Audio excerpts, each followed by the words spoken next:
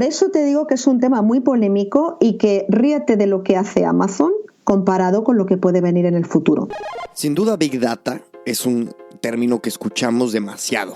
Está de moda, a veces abusamos de él y muchas personas no saben bien lo que significa.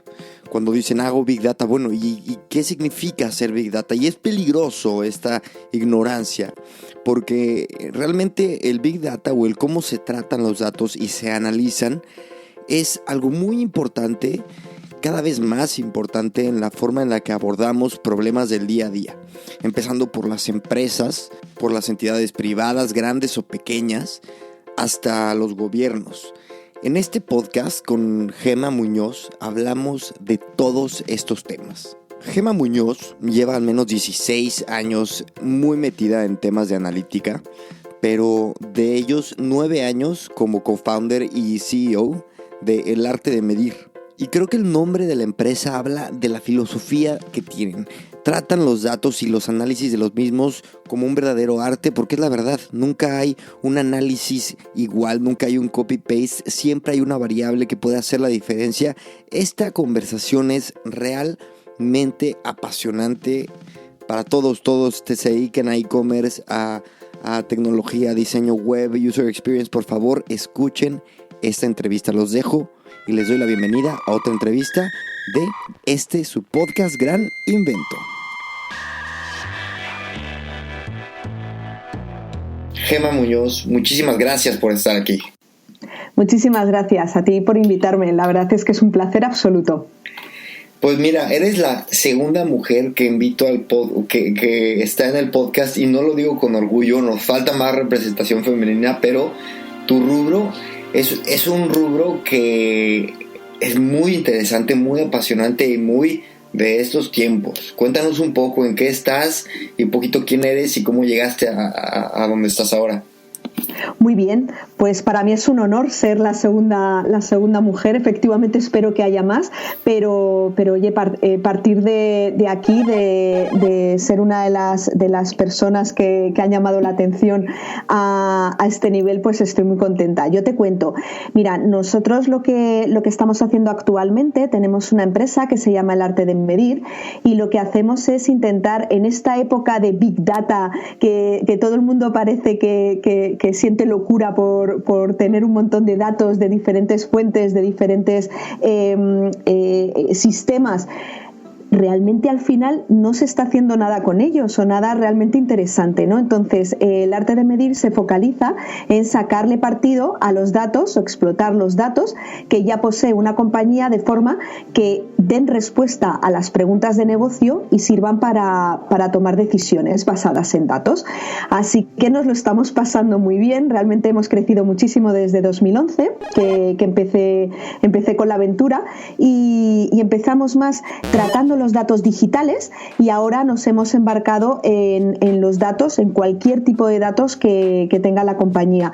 Así que para mí es un orgullo decir que estamos evolucionando, estamos creciendo a medida que las empresas también tienen una madurez de datos importante. Así que estoy muy divertida ahora mismo. Qué bueno, me encanta. Oye, mira, tienes yo quiero, me da mucha curiosidad que me cuentes cómo empezó esta empresa, pero antes sí. Quiero hacer el siguiente statement.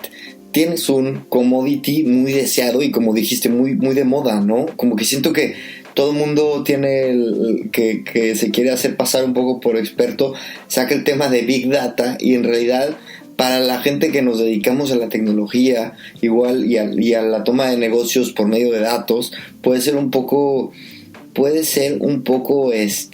conflictivo, frustrante, ¿no? El hecho de que este término haya tomado tanta popularidad. Entonces, cuéntame, ¿qué opinas al respecto? ¿Estoy en lo cierto? ¿Me equivoco? Estás totalmente en lo cierto. De hecho, has tocado un tema que a mí me apasiona, porque efectivamente la gente se le llena la boca diciendo: yo hago Big Data. Perdona, ¿cómo que haces Big Data? Es decir, lo único que haces entonces es almacenar datos, ¿no? Almacenar datos masivamente. Realmente no supone una, digamos, una ventaja para una empresa hacer Big Data. No, vamos a ver. La tecnología te permite ahora mismo guardar un montón de datos, como decía, de diferentes fuentes, diferentes orígenes y mezclarlos, ¿no? Entonces, lo realmente importante no es hacer Big Data, lo realmente importante es sacarle partido a esos datos y que realmente sirvan para algo. Y quieras que no, toda la gente que dice, como bien comentas, los profesionales que están en la cresta de la ola diciendo no, porque para mí los datos son importantes y yo hago Big Data, realmente no provocan que las empresas hagan las cosas de diferente forma.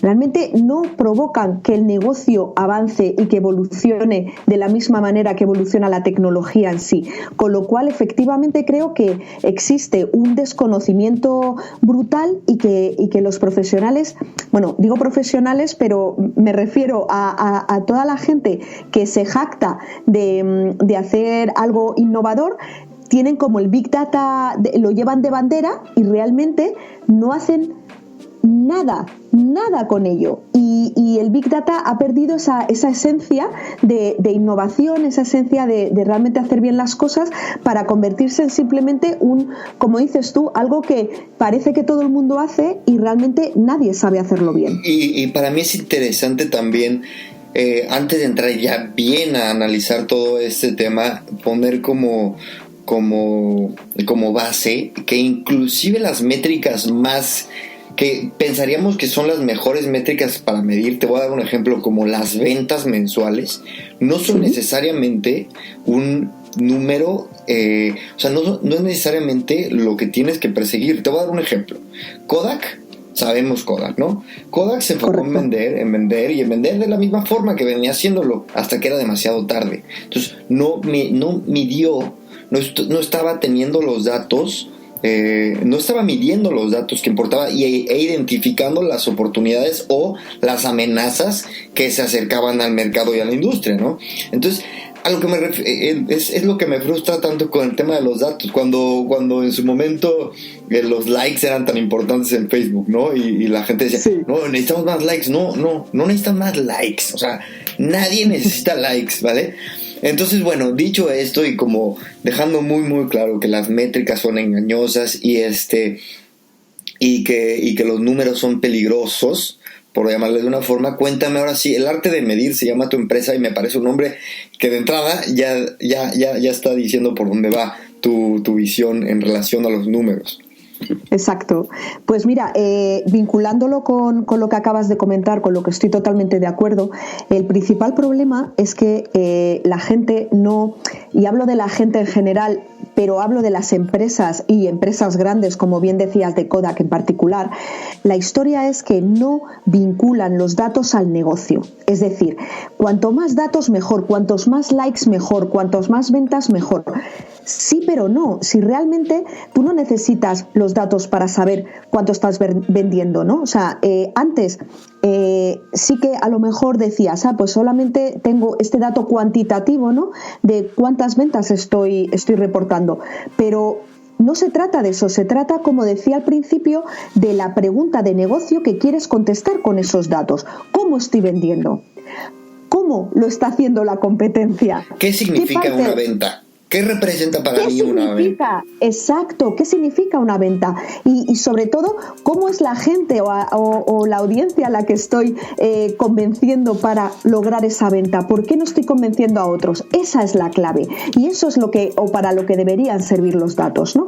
Entonces, vinculando este pensamiento al por qué empecé con El Arte de Medir, va un poco en relación a esto, ¿no? O sea, es decir, yo creo que al final todos tenemos demasiados datos, pero realmente no sabemos muy bien qué hacer con ellos. Y empezamos con los datos digitales porque era la primera vez que se disponía de datos tan rápidamente y con un volumen muy, muy masivo.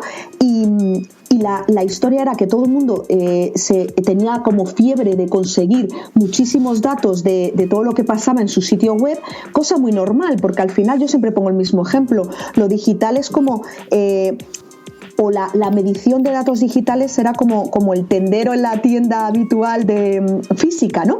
El saber qué está pasando, por qué la gente compra, por qué no compra, por qué se interesa por un determinado producto, por qué en un sitio de leads le estás convenciendo para que haga lo que tú quieres que haga, etcétera, ¿no? Como tener ese tipo de datos te ayudaba a hacer mejor las cosas y a optimizar absolutamente todo, tu marketing, tu producto, tu forma de hacer las cosas, ¿no? En general, tu estrategia. Pero como te decía, la gran clave de todo esto es que cada vez tenemos más y más y más datos y realmente tenemos como una parálisis, ¿no? Postanálisis, porque al final no encontramos esa vinculación con el negocio y los datos no nos están sirviendo para hacer mejor las cosas, para evolucionar, y por eso empecé la empresa, ya te digo, en 2011, y desde entonces pues estamos trabajando con un montón de empresas de distinta madurez a nivel de datos y cultura de datos para lograr que efectivamente basen sus decisiones de negocio en lo que sabemos y en la información y conocimiento que nos producen los datos.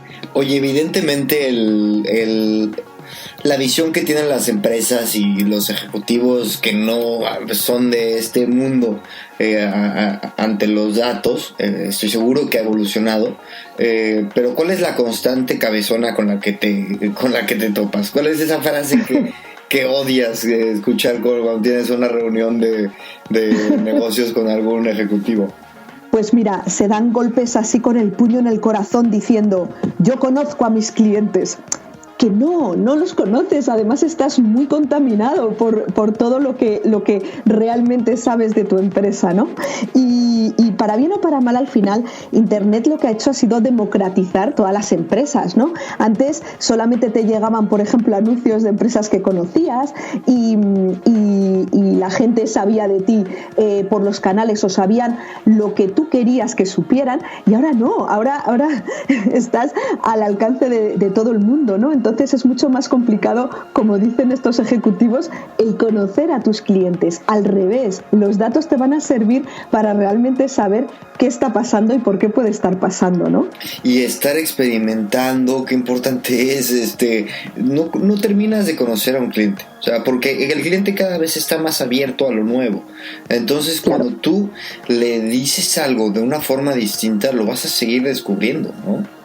Exacto, y sobre todo que antes todo el mundo hacía como lo mismo, ¿no? Por ejemplo, pues tenías la misma televisión, los mismos anuncios, la gente veía las mismas cosas, las mismas marcas todo el tiempo. Ahora no sabes qué funciona y qué no. Yo cuando empecé con la empresa se llevaba muchísimo, por ejemplo, estos sitios web muy fuertes de colores, con un montón de GIFs animados, ¿no? Y ahora, claro, de repente llega un Apple y te pone una minimalización de absolutamente todos los elementos y ya como que todo el mundo cambia. Entonces lo que funciona hoy no tiene por qué funcionar mañana, ¿no? Ya no solamente a nivel de conocer al cliente, sino la estrategia que te está funcionando hoy no tiene por qué funcionar mañana mismo, con lo cual tienes que estar muy abierto y, como bien dices, experimentando sobre absolutamente todo. Google experimenta y su página es una página en blanco con una barrita de búsqueda, ¿no?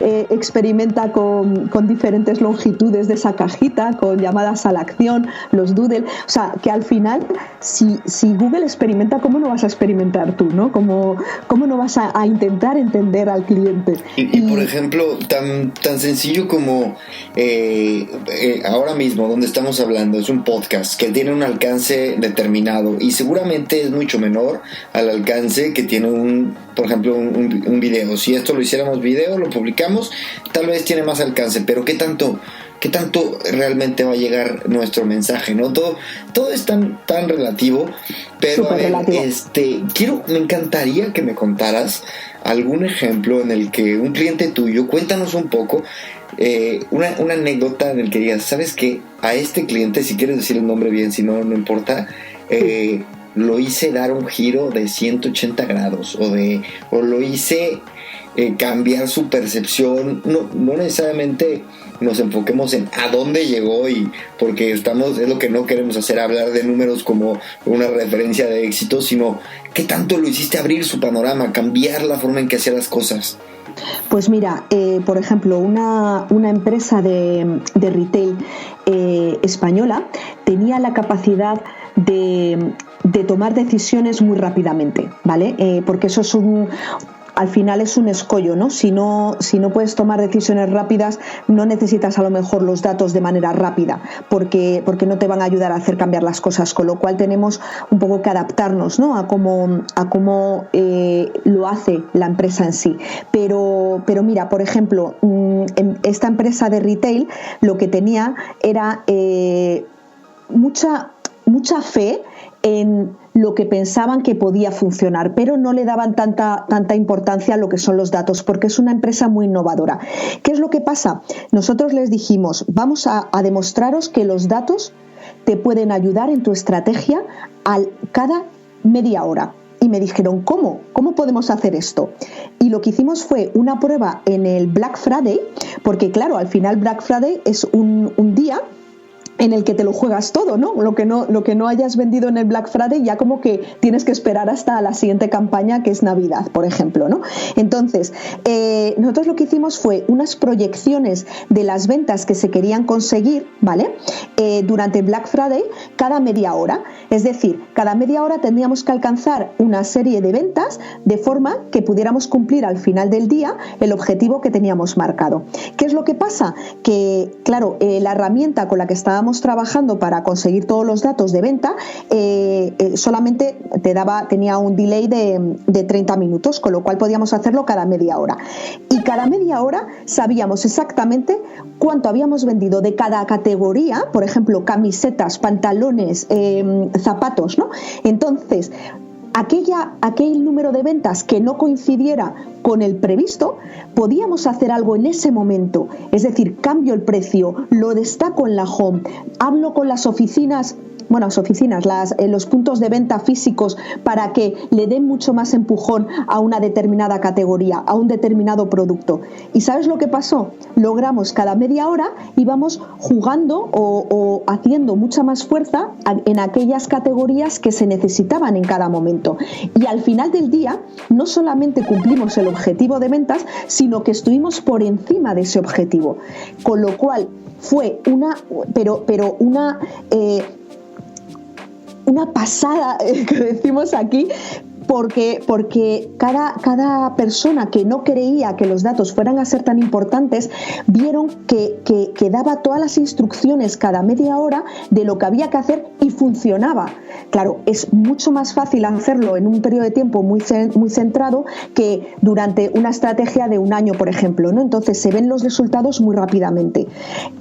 Yo creo que cuando tú empiezas una cultura de datos en una compañía, es relativamente fácil ver que efectivamente funciona. ¿Cómo? Con lo que llamamos quick wins. O sea, es decir, ya no tiene sentido en los tiempos en los que estamos, no tiene sentido el meterte en un proyecto de un año para que los datos empiecen a ser un activo de la compañía. No. O sea, estamos hablando de que con muy poquito podemos hacer o dar respuesta a esas preguntas de negocio que hasta ahora no teníamos la respuesta sólida de tener detrás unos datos que nos dieran esa respuesta, ¿no? Que nos dieran una idea.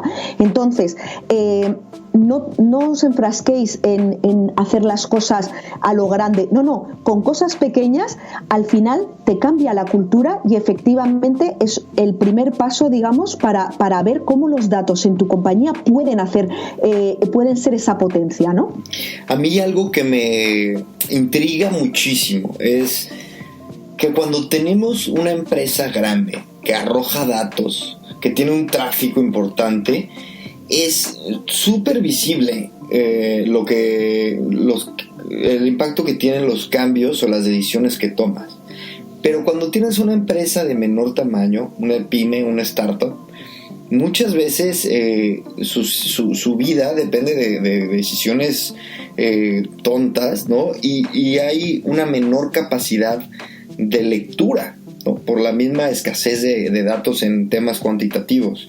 Entonces, con este tipo de clientes, ¿cuál ha sido tu experiencia? ¿Qué insights nos podrías regalar?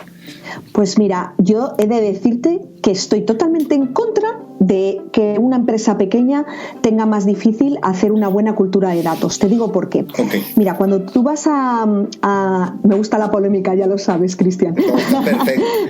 Pero ojo, que yo no he dicho que no tenga la cultura, sino que implica un reto distinto. O sea, porque implica un reto distinto, pero fíjate, cuando tú vas a sacarte sangre, por ejemplo, para saber exactamente qué es lo que te puede estar pasando, ¿vale? Por una enfermedad o buscas un diagnóstico, no necesitas sacarte toda la sangre para saber lo que puede estar pasando. Esto quiere decir, por mínima cantidad de datos que tengas, tú no mires el dato en su totalidad. Mira, por ejemplo, una tendencia, ¿vale? Te va a ayudar muchísimo, seas una empresa grande o una empresa pequeña. A lo mejor una grande efectivamente tienes mucho histórico o mucha más, pues eso, más cantidad de datos sobre los que poder lanzar un montón de análisis, ¿no? Pero aunque tengas pocos datos, esos datos te van a decir, aunque sean una pequeña cantidad, te van a dar pistas sobre efectivamente lo que puede estar pasando y lo que puede estar ocasionando eso que está pasando. Entonces, startups o empresas que empiezan, te aseguro que por muy poquitos datos que tengan vas a poder tomar decisiones, porque te pongo ejemplos porque creo que ilustra muchísimo lo que estoy diciendo.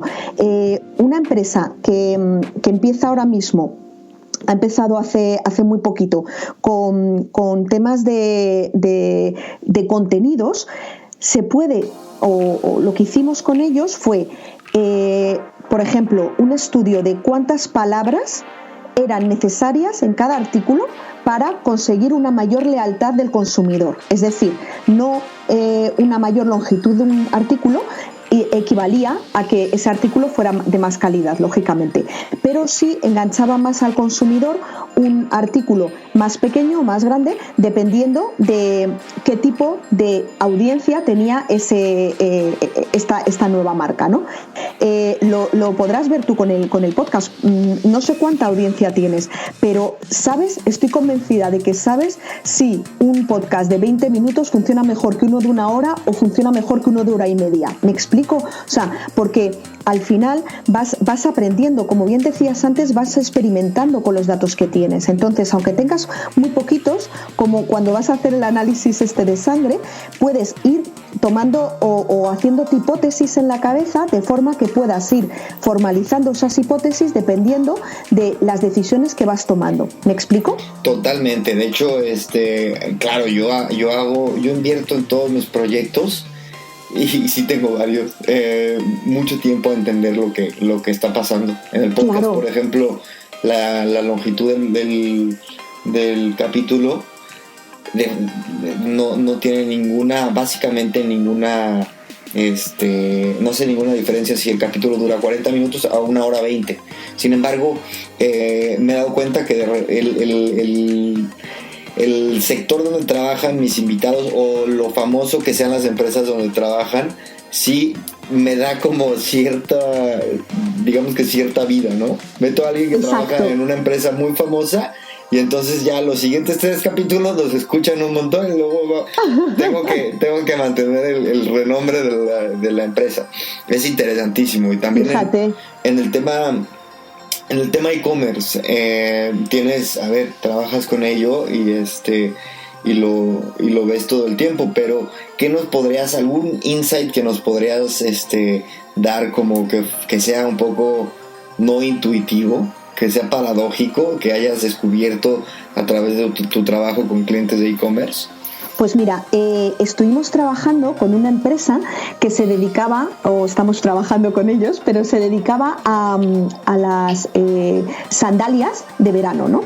Pero hicimos una prueba de intentar introducir una nueva variable, aparte de todas las que teníamos de por sí en el conjunto del análisis de esa empresa, que era la variable del tiempo meteorológico, ¿de acuerdo? Entonces, esta empresa es española y resulta que tenía muchísimas ventas en Gran Bretaña, pero en Gran Bretaña, lógicamente, no tiene el mismo tiempo meteorológico que tenemos en España. Claro. Con lo cual, ¿qué pasa? Que queríamos comprobar si la variable meteorológica era lo suficientemente potente como para tenerla en cuenta a la hora de analizar las ventas y programar unas campañas de e-commerce, ¿no? ¿Qué es lo que pasó? ¿Te puedes creer que cuanto peor era el tiempo meteorológico en Gran Bretaña, más visitas había a la web de esta empresa y más compras había? Cuanto mayor era. Claro, ¿por qué? Tú piensa ahora, si vives en un sitio de mucha lluvia y un tiempo, digamos, no muy cálido, que cuanto más estás metido en la lluvia y en tener una meteorología peor, es cuando más sueñas con las vacaciones. Entonces, lo que hace la gente es preparar esas vacaciones y entonces compraba digamos, lo que necesitaba para las vacaciones. Con lo cual, toda la parte de marketing estaba vinculada a, por ejemplo, en AdWords, en Google AdWords, solamente se hacían campañas muy de palabras, digamos, más genéricas, cuando sabíamos que la variable meteorológica era mala. ¿Qué te parece? Y vamos, me lo dices antes de hacer este análisis y estaba, vamos, que no me lo hubiera imaginado para nada. Pues introducir es una base de datos que está a disposición de todo el mundo. Son datos que están ahí, ¿no? En Internet. Entonces, claro, si tú por eso te decía, no centrarse solamente en tus datos propios, sino abrir los ojos, quitarte la máscara de solamente mis datos y mi conocimiento para saber qué está pasando fuera y qué puede ayudar a tomar mejores decisiones, ¿no? Y sabes que también creo que el factor distancia, o sea, cuando el factor distancia te da una visibilidad mucho mayor. Cuando estás muy cercano a un negocio, cuando estás todos los días metido en tu negocio, por decirte algo, de tu cadena de restaurantes mexicanos, sí, tú tienes una idea que cuando te alejas un poco puede cambiar totalmente. Este es un ejemplo, pero pasa todo el tiempo. Estoy totalmente de acuerdo. Mira, yo siempre pongo el mismo ejemplo.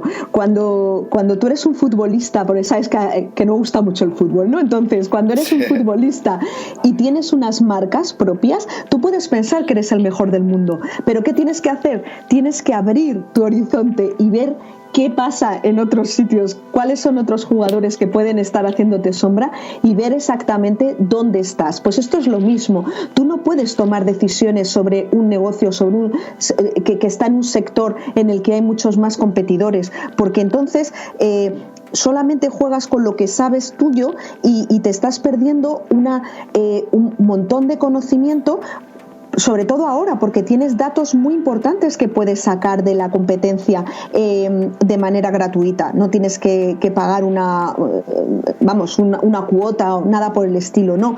O simplemente a lo mejor no de los competidores, pero sí del sector. Entonces, te puede ayudar muchísimo a entenderlo todo, a poner un contexto de forma que puedas tomar mejores decisiones. Totalmente de acuerdo. Es un jugar también al abogado del diablo, ¿no? Con tus clientes. Sí. Cuando tienen una noción, algo concebido como una realidad en piedra, luego llegas y les mueves el piso. Eso lo haces todo el tiempo, ¿no?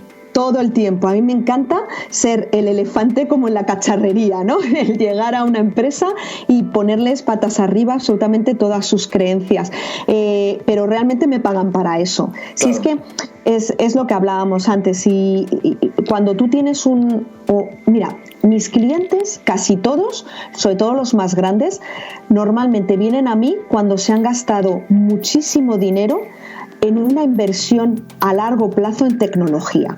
Con lo cual, el dato es un pasivo en su negocio. Les ha costado dinero, ¿vale? Claro. Entonces, ¿qué pasa? Que me llaman a mí porque lo que quieren es convertir ese pasivo en un activo. Y la única forma que tienes es de poner sobre la mesa todos los datos que son interesantes para tu negocio. De verdad, no necesitas medir absolutamente todo, igual que no necesitas sacarte toda la sangre cada vez que vas a hacer un diagnóstico, ¿no? Pero sí necesitas tener muy clara la relación que hay entre las preguntas de negocio a contestar y los datos que se tienen. Por supuesto, la calidad de los datos. Yo estoy ahora haciendo un montón de proyectos de data lakes, es decir, antes cada departamento dentro de una gran empresa tenía sus propios datos. De hecho, lo has comentado tú antes. ¿Qué son las ventas? Hay mucha gente que contaba, por ejemplo, ventas y no tenía en cuenta las devoluciones, mientras que otro departamento sí tiene en cuenta las devoluciones. Entonces, sus datos no concuerdan nunca con los que da otro departamento. Hay que poner un poco de orden en esto y tirar todos del mismo carro y tener todos los datos en un mismo sitio y bien alineados y que solamente tengas que preguntar a esa base de datos qué está pasando para que te devuelva un conocimiento. Entonces, es un primer paso. No se puede empezar la casa por el tejado y empezar a hacer análisis como locos. No, hay que entender bien los cimientos, ¿no?, de tu medición. Con lo cual, poniendo todo en un mismo sitio, que todo el mundo sepa exactamente de qué está hablando, una taxonomía del dato correcta, para después hacer todos los análisis sobre esos datos, toda esa explotación de datos, para convertir, como te decía, el dato de un pasivo a un activo. Porque si no, es que no tienes nada, ni Big Data ni nada. No, y no sirve de nada. Mira, claro. El capítulo pasado estaba hablando con Uriel Fernández, que tiene una empresa de consultoría, y me comentaba, una empresa, no sé si lo formuló exactamente así, está grabado, pero una empresa es la relación que tiene entre incomes y gastos, ¿no? Entre ingresos y egresos, ¿no? Y hablando de o sea, eso es como que un poco lo que define la personalidad de la empresa, y hay que tenerlo muy claro. Pero bueno, antes de entrar a debatir si Uriel está en lo correcto al 100%, te quiero contar una anécdota. Cuando yo trabajaba en Taqaway de director de marketing, nos dimos cuenta que teníamos que subir las ventas, pero sobre todo no subir las ventas, teníamos que subir los márgenes. Entonces hicimos un trabajo de mucha medición y de mucha planeación y de mucho riesgo, claro. Porque claro, cuando implica riesgo y te da miedo, ¿no?, cambiar tus creencias, tus bases. Pero tuvimos que subir los precios, y eso es una decisión que a nadie le gusta, porque ni siquiera a los clientes, ¿no? Claro. Entonces fue una decisión que evidentemente con un trabajo fuerte de marketing, de branding, se logró hacer. Se subieron los precios, se subieron los márgenes, perdimos clientes, pero ganamos dinero. ¿Puedes creer? O sea, vendíamos más caro a menos personas, pero ganábamos al final más dinero, ¿no? De eso se trata, de hacer las hipótesis efectivamente y decir, vamos a ver, aquí vamos a perder clientes, pero a la larga la solución es la ideal, porque los clientes que se queden además van a estar mucho más vinculados a la marca, ¿no? Correcto, claro. Son otro tipo de clientes. ¿Qué clientes quieres? ¿Los barateros o los que realmente valoran tu producto y tu experiencia, ¿no? Claro. Entonces, ¿vas a volumen o vas a calidad? Al final se trata de eso. Oye, mira, a mí el tema de los recursos humanos en empresas, en el tema de análisis de datos, de métricas, me encanta, porque creo que está es muy borroso lo que se busca de un perfil que se dedica a los datos. A veces se busca alguien muy técnico, a veces se busca alguien muy de marketing, y al mismo tiempo lo que me conflictúa es que se busca alguien que esté identificando oportunidades y también identificando cosas que no cualquiera puede ver.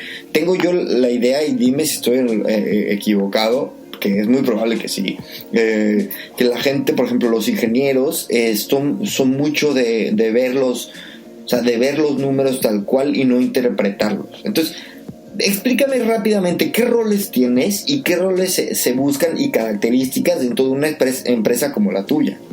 Muy bien, nosotros, mira, tenemos lo que llamamos células, estamos divididos en células. Entonces tenemos la célula de los ingenieros de datos, que son los que acabas de comentar, que saben muchísimo de tecnología, ¿no?, de programación, pero que a lo mejor no hacen esa vinculación al negocio de finalmente para qué sirven los datos, pero para eso tenemos la célula de análisis de datos. Entonces, para mí, lo importante, o lo que hemos visto que es más importante a nivel de dar servicio, es la combinación de ambos perfiles. Pero eso incluso es complicadísimo, ¿no? Un perfil con ambos, o sea, un perfil que tenga todas las características está imposible, ¿o no? Yo no encuentro gente que tenga ambos perfiles. Lo que hago es intentar que trabajen gente con perfil ingeniero de datos y gente, o perfil más técnico, digamos, ¿vale? Y gente de análisis de datos. Entonces, para mí, el éxito está en combinar la parte creativa del análisis con la parte más racional de la tecnología, ¿no? Y nos está dando muy buenos resultados. De hecho, tenemos también una célula de visualización. Entonces tenemos a gente muy vinculada al diseño de forma que puedan luego transmitir los datos. ¿Por qué? ¿Qué es lo que pasa? Que tú puedes ser muy bueno analizando datos, puedes hacer el mejor análisis de la historia de la humanidad, Cristian, pero si no sabes cómo transmitirlo, estás muerto, o sea, no tienes absolutamente nada, ese análisis va directamente al cubo de la basura. Entonces, la idea es, como te decía, las células, el vincular una persona técnica con una persona de análisis, con una persona de visualización, de forma que entre los tres perfiles tengan un proyecto que puedas transmitir la importancia de los análisis realizados a los datos de máxima calidad porque teníamos al técnico. ¿Me explico? Y así es como funcionamos. De hecho, bueno, en mi empresa somos un poco raros porque claro, yo lo que me di cuenta hace un año, más o menos, es que nosotros no podíamos evolucionar en conocimiento a no ser que los clientes nos pidieran una serie de trabajos. Entonces, ¿qué pasa con todo lo nuevo que surgía y que por lo que sea, por desconocimiento o porque suponga un poco de reto, ¿no?, y de riesgo, los clientes no nos lo piden? Que yo tengo que saber qué es lo que hay fuera, tengo que entender, como decíamos antes, tengo que saber qué es lo que me van a pedir en el futuro. Entonces, ¿qué es lo que hemos hecho? Invertimos un 20% del tiempo total de cada empleado en el arte de medir, lo empleamos en I+D. Es decir, normalmente un día a la semana, una jornada de 8 horas, está totalmente dedicada a aprender cosas nuevas, a evolucionar y a probar cosas. Con lo cual, ¿qué hacemos? Hacemos mesas de trabajo. Y en ese momento es cuando disolvemos las células y lo que hacemos es, todos los ingenieros de datos trabajan juntos en un proyecto que no es de clientes, sino que es un proyecto nuestro. Por ejemplo, pues ahora estamos con un tema de Alexa, ¿no?, de cómo hacer que Alexa lea unos determinados datos y te los dé, es decir, una especie de dashboard hablado, ¿vale? Entonces, ¿qué es lo que estamos haciendo con esta medida de I+D?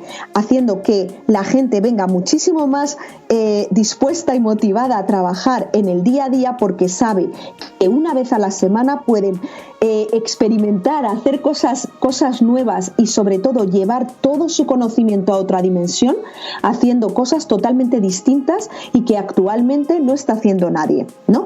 Entonces, a nivel de visualización, lo mismo, creamos visualizaciones que a priori a lo mejor no tienen ningún sentido porque van más allá de las expectativas de clientes, pero que sí nos valen para decir, ostras, es que el futuro va por aquí, ¿me explico? Con lo cual, es la única forma de estar preparado para el futuro, y después motivar a los empleados del arte de medir para que sigan creciendo y evolucionando, porque al final el que trabaja en este sector es tan emocionante, o sea, es que tienes que tener un alma de estas de querer crecer y querer hacer cosas nuevas, porque cada día es totalmente diferente. Lo que hacemos ahora no tiene nada que ver con lo que hacíamos en 2011 cuando medíamos, con lo cual es que es fascinante. Yo es que estoy muy apasionada por este tema, como puedes comprobar. Yo también, te lo juro que yo también, y por lo mismo me parece intrigante el tema de la posición, ¿no?, de los trabajadores, porque yo llevo 12 años en el mundo digital. Sí. Y veo que una de las posiciones más cotizadas, por llamarle más cotizadas en el mercado, es el Data Analyst. Pero siempre volvemos como si fuera una métrica eso, digo, ¿y eso qué demonios significa ser un Data Analyst? ¿Qué? Y luego veo las requisiciones técnicas que necesitas, y luego veo la experiencia que necesitas, y yo veo veo perfiles que son imposibles. O sea, si me lo presentas, te lo juro, o sea, que me aviento del balcón. Yo creo que el común denominador en todas las posiciones que tienen que ver con análisis de datos y sí, con tecnología, desarrollo de tecnología, tiene que ser la curiosidad. Totalmente de acuerdo. La curiosidad y la pasión, o sea, porque al final es de lo que se trata. Por mucho que tú seas un matemático buenísimo y sepas muchísimo de análisis de datos como tales, o sea, de poner todas las matemáticas a disposición de los análisis, si no tienes esa pasión, esa curiosidad por entender para qué sirven, es que al final no sirve de nada. Yo tengo suerte también de decir, porque, o sea, hablo de suerte porque no estaba premeditado, ¿no? Pero yo en 2011, al igual que empecé el arte de medir, soy socia de una empresa que se llama K-School, y lo que hacemos allí es, claro, nosotros necesitábamos gente que supiera hacer análisis de datos, y no había en España nadie que supiera hacer análisis de datos como tal. Entonces, datos digitales hablo. Entonces, ¿qué hicimos? Pues crear un máster en analítica digital en esta escuela, y entonces todos los años yo tengo pues ¿cuánta gente tenemos? A lo mejor salen 150 personas de todas las partes de España, especialistas en análisis de datos digitales. Y ¿sabes la mejor parte? Que la gente, tanto del arte de medir como grandes empresas en España, son profesores de este máster, con lo cual cuando salen de estudiar, sabemos perfectamente qué es lo que saben, cómo lo saben, y sobre todo han hecho un trabajo fin de máster individual en el que representan lo que saben, con lo cual me es muy fácil encontrar perfiles que saben perfectamente lo que buscamos y cómo realizar un trabajo, porque les hemos preparado nosotros. Así que yo en eso tengo suerte, porque ya te digo que es yo creo que el 90% de la gente del arte de medir ha salido de ese máster. Wow. Sí. Que la verdad, qué ventaja competitiva ahí más claro. Relevante. Oye, en temas de experiencia de usuario, ya cada vez el User Experience Designer empieza a tener que tener conocimientos de datos. Claro. Estamos de acuerdo, ¿no? Totalmente de acuerdo, porque al final yo he trabajado, el diseño... Perdón, he trabajado en consultoras importantes donde los diseñadores vienen los User Experience Designers vienen de la formación de diseñador como tal, y es que ya no puede ser contemplado así o no. Totalmente. De hecho, claro, el diseño al final es muy relativo. Es decir, hay gente que le gusta un diseño determinado, hay otra gente que le gusta otro, y son opiniones, ¿no? No es criterio, es opinión. Entonces, para mí, los diseñadores con los que yo hablo, tanto en mis clientes como los diseñadores que tengo yo en el arte de medir, están encantados con los datos, porque al final tienen algo tangible sobre lo que basar si un diseño es bueno o adecuado o no. Ya no es una opinión, es un criterio, es algo que te está diciendo que efectivamente algo funciona. A mí me ha pasado alguna vez de decir, ay madre, ¿cómo van a hacer este diseño? ¿Cómo van a hacer este rediseño de esta página digital cuando realmente, imagínate todo en rosa, por ejemplo, ¿no? Por llevarte a un ejemplo muy fuerte, ¿no? Y funciona. Y lo ponen en producción y funciona. ¿Por qué? No sabemos por qué. Es decir, la historia es que el ser humano es muy raro. Sí. Entonces, lo que tú piensas, no, pues esto no va a funcionar, de repente te lo ponen delante y funciona. Y entonces, claro, ya no tienes, ya no es una opinión de, ay, pues a mí esto no me gusta, quítalo. No. ¿Cómo lo voy a quitar si es que está funcionando? Ya tienes algo detrás que te está diciendo que la decisión es correcta, ¿no? Entonces, los diseñadores que utilizan los datos, más que nada con los que hablo yo, están contentísimos de tener algo que el director general de la empresa con la que están trabajando no les puede decir absolutamente nada. No les puede decir, ay, esto no me gusta, cámbialo. No, señor, que está funcionando. Completamente, esa frustración es constante para los diseñadores y pobres, porque los entiendo. Yo muchas veces me entregan cosas que les gustan y sé que, bueno, ya no trabajo en esa estructura, pero me entregaban cosas que sé que el cliente iba a rechazar. Sí. Y de todos modos decía, dámelo, porque mejor que el cliente te oriente, ¿no? A que yo te oriente, porque yo simplemente digo, no me gusta. Mejor que no le guste al cliente. Pero claro, cuando lo sustentas con un dato, es la fuerza, es la potencia que tienen los datos al final. Oye, y una pregunta, entonces ¿medir es un arte? Total y absolutamente. Mira, por tristeza para mí, nunca, jamás, desde 2011 hasta hoy, hasta la fecha de hoy, he podido hacer el mismo análisis para dos empresas diferentes. Abril 2020, para que quede. Nunca. En abril 2020, nunca. Estamos hablando de 9 años. Nunca. ¿Por qué? Porque al final cada empresa es un mundo. Incluso dentro de una empresa, cada departamento es un mundo. Con lo cual, ni puedo hacer el mismo análisis, ni puedo hacer el mismo dashboard o cuadro de mandos para contar una historia. No puedo, porque no se puede, es un arte, o sea, es decir, tienes que entender realmente las tripas de un negocio para poder ayudar a tomar esas decisiones que necesita cada stakeholder, ¿no? Cada persona que va a tomar la decisión en marketing, en producto, en diseño, en todo lo que tiene que ver con la empresa. Entonces, a día de hoy, yo no he sido capaz, ya te digo, sí que he utilizado, por ejemplo, modelos parecidos para sacar un determinado dato, pero al final todo tiene que ser muy personalizado, porque es que cada empresa es un mundo, con lo cual me alegra porque no me aburre, pero también por otro lado, el tener una empresa en la que todo es arte, pues cuesta más. Digamos que paradójicamente no existe un método establecido, ni mucho menos.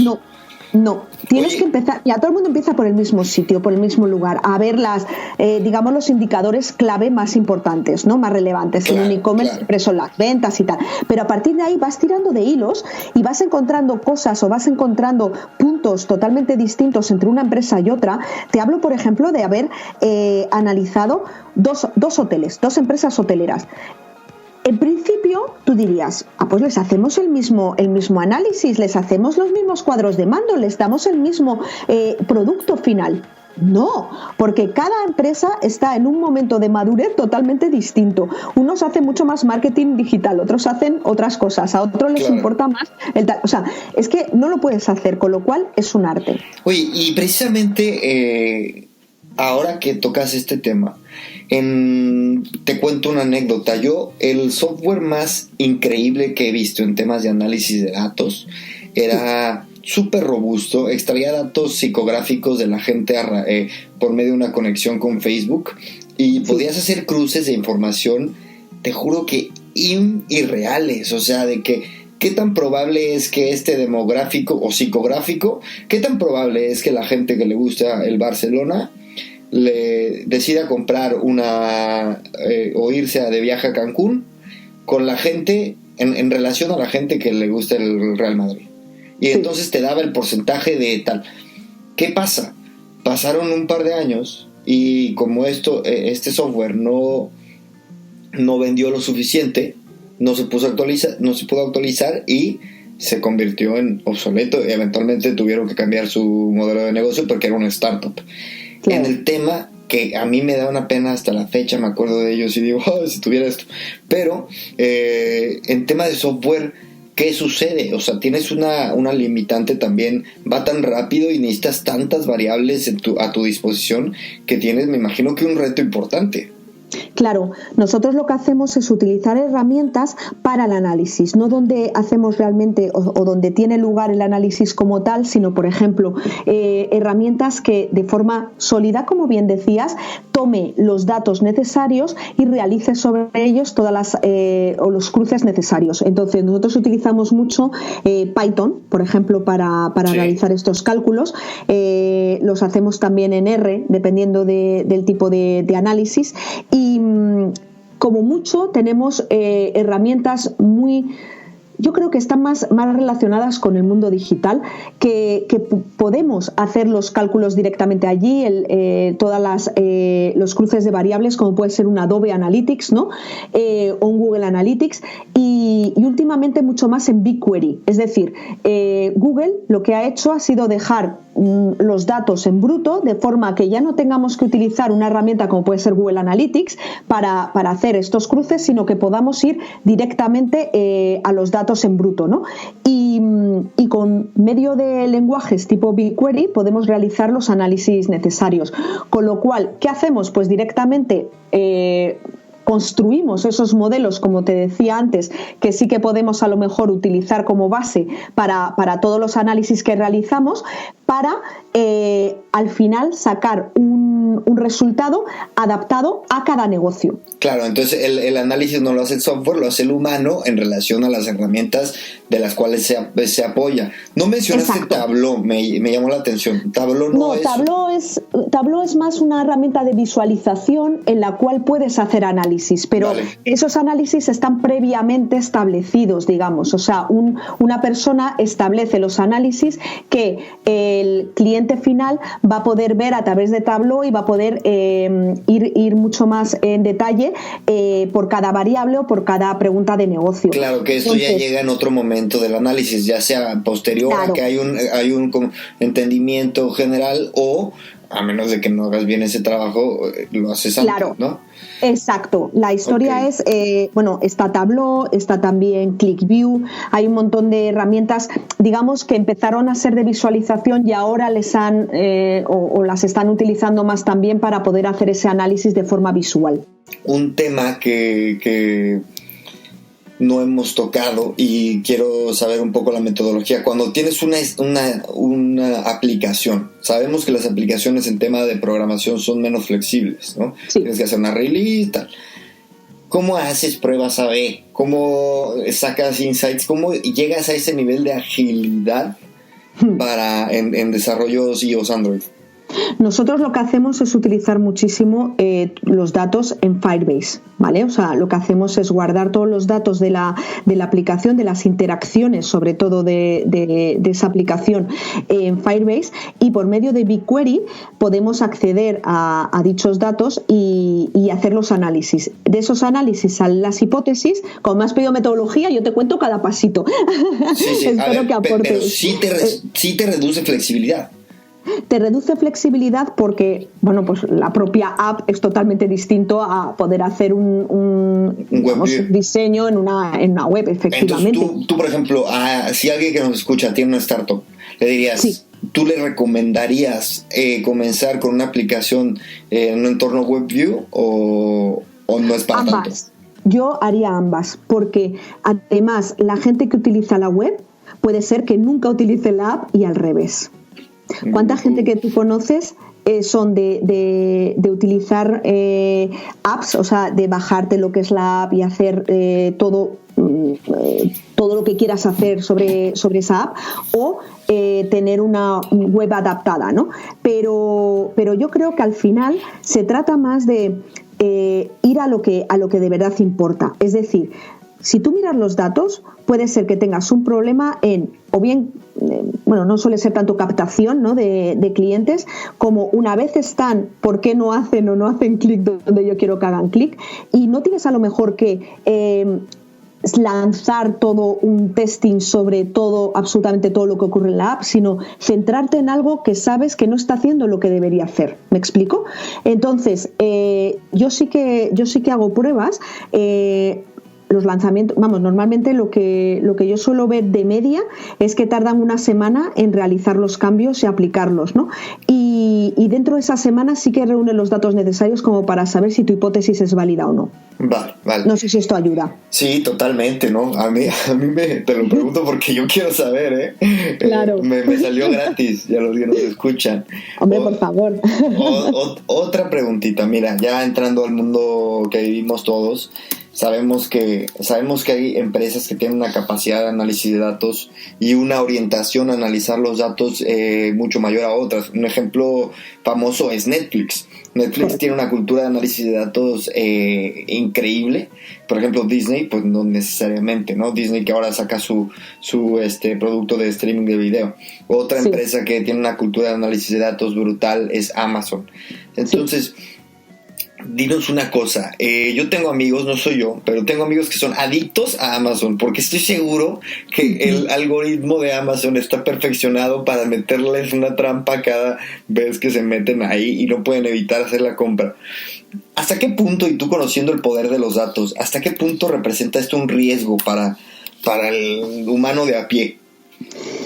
Mira, es una pregunta, esto daría para otro podcast, Cristian, ya te lo digo. Bueno. Pero mira, yo te voy a hablar, fíjate, incluso de mi parte personal, ¿vale?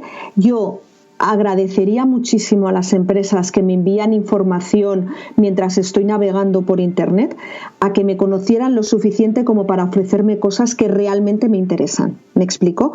Entonces, todo aquello que sirva para ayudar a marcarte una serie de productos o servicios que en un momento dado puedas estar interesado, me parece bien. Ahora bien, cuando cambia, digamos, el propósito, me parece muy, muy peligroso. Te digo por qué. Ahora mismo, como bien has dicho, estamos en abril 2020, por Dios, ¿dónde estoy?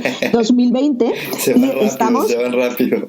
Claro, es que como llevo aquí 3 semanas confinada en mi casa en Madrid, claro, ahí voy.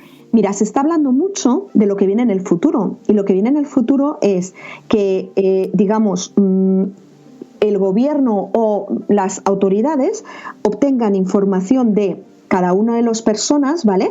Para decidir si pueden, por ejemplo, salir a la calle o no, o tener la relación de las personas con las que has tenido contacto, si en un momento dado tienes fiebre, ese tipo de cosas, ¿vale?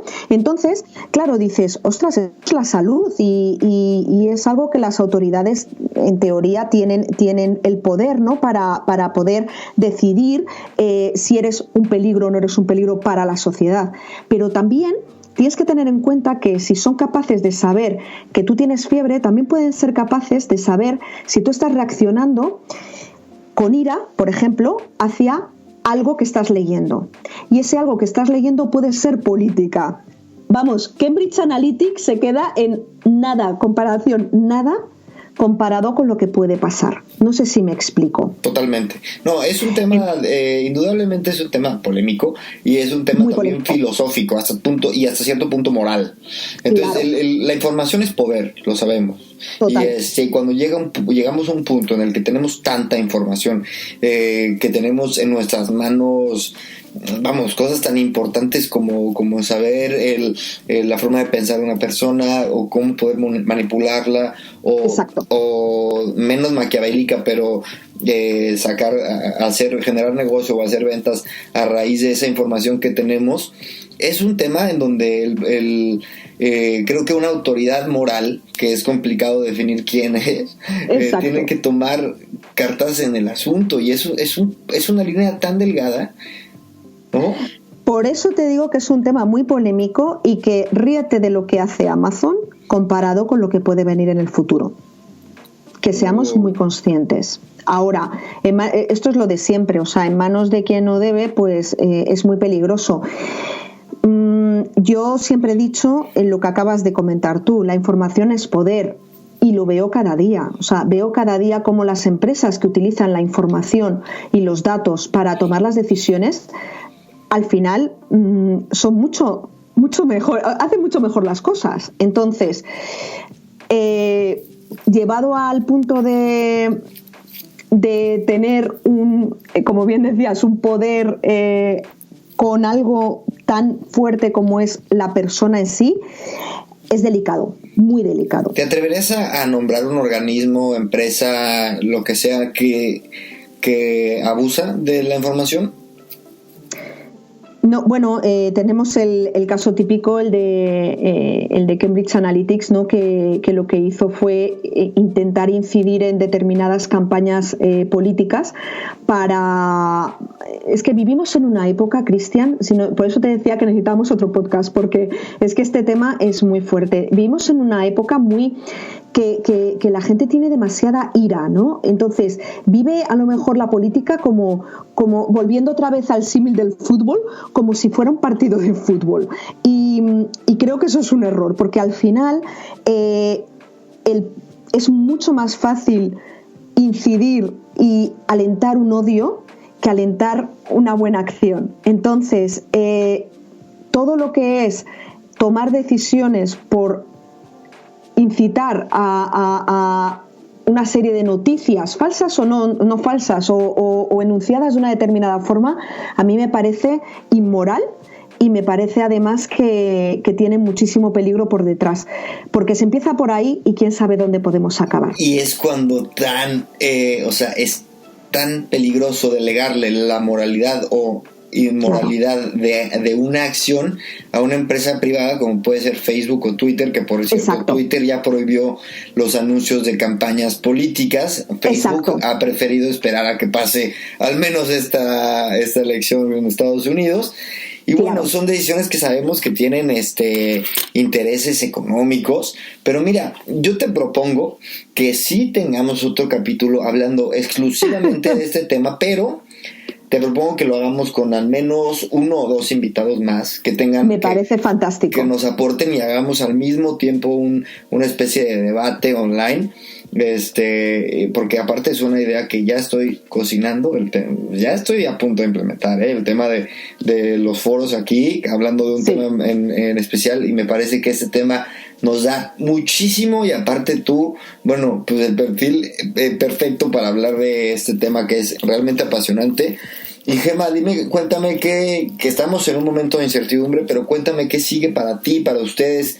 ¿Cuáles son cómo tienes visualizado el futuro? Aunque es una pregunta, insisto, un poco complicada en estos momentos. No te preocupes, mira, lo que nosotros hemos observado es que cada vez las empresas ya no hay que hacer esta labor de evangelización de los datos, son realmente importantes y te da mucha potencia para poder hacer mejor las cosas. Ahora lo que nos encontramos es una sobreexposición a los datos, es decir, y hablo de datos como te hablo de noticias, como te hablo de cualquier otra cosa, ¿no? Entonces, aquí lo importante es determinar lo que es importante de lo que no. Es decir, por ponerte un ejemplo, no sé si es el 80% de la Tierra está cubierta de agua y únicamente el 20% es potable. Esto es lo mismo, los datos es lo mismo. Es decir, tenemos tal cantidad ingente de datos que al final no nos damos cuenta de que lo que realmente importa es un 20% de esos datos. Es como el Pareto, ¿no? de la información. Completamente. Entonces, qué buena analogía. Es que es así, o sea, la importancia real de los datos la tenemos que decidir ahora y es el momento. Igual de los datos que de entender con qué información te vas a quedar para tomar tus decisiones y forjarte tu propia opinión, etcétera.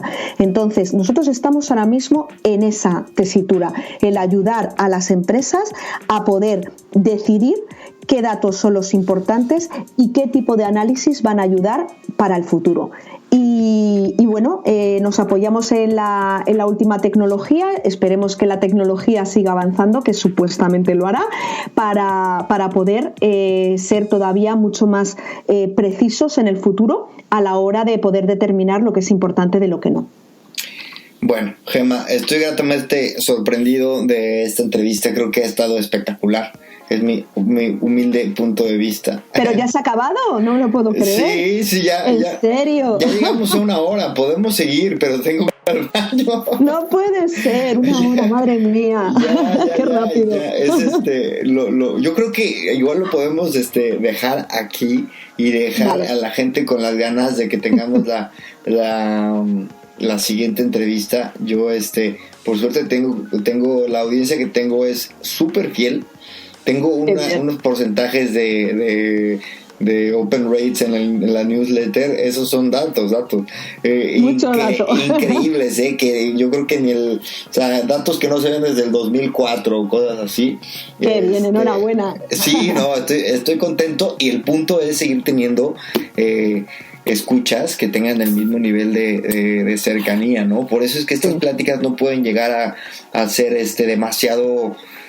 No podemos ser muy pesados. No, pero no son redundantes. O sea, aquí podemos hablar de estos temas y está perfecto. La gente entiende y nos escucha porque tienen el mismo perfil que nosotros. Somos nerds que nos encanta la tecnología, pero también los aquí lo negocios. Llamamos frikis. Frikis, sí, frikis, tal cual, sí. Se me olvida el término. Pero, Gemma, pues muchísimas gracias. Muchísimas de nada, ha sido de verdad un placer y un honor formar parte de este podcast, así que ya sabéis dónde me tienes y cualquier cosa me dices. Genial, pues muchas gracias a todos por escucharnos. Gracias, Gemma. Chao. Gracias, un abrazo.